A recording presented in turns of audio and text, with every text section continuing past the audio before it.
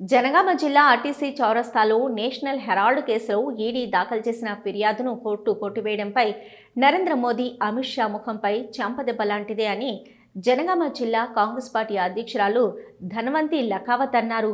ఈ కేసులో ఎలాంటి ఆర్థిక లావాదేవీలు లేవని, ట్రాన్సాక్షన్లు లేవని కోర్టు స్పష్టంగా పేర్కొన్నట్లు ఆమె తెలిపారు. ప్రాపర్టీ ట్రాన్స్ఫర్ గాని, అక్రమ ఆస్తులు గాని లేవని కోర్టు స్పష్టం చేయడంతో బీజేపీ ప్రభుత్వం కాంగ్రెస్ నాయకులపై చేస్తున్న తప్పుడు కేసులు మరోసారి బహిర్గతమయ్యాయని అన్నారు.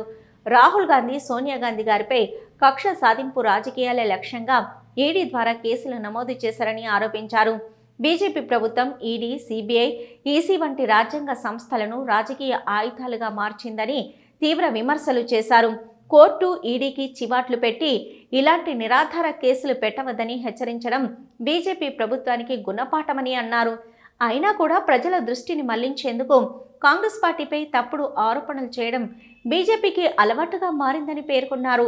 ఈ నేపథ్యంలో బీజేపీ ప్రభుత్వ ప్రజా వ్యతిరేక విధానాలకు నిరసనగా మోదీ, అమిత్ షా దిష్టిబొమ్మను దగ్ధం చేసి కాంగ్రెస్ పార్టీ ఆధ్వర్యంలో నిరసన కార్యక్రమం నిర్వహించామని ధన్వంతరి లఖావత్ గారు తెలిపారు.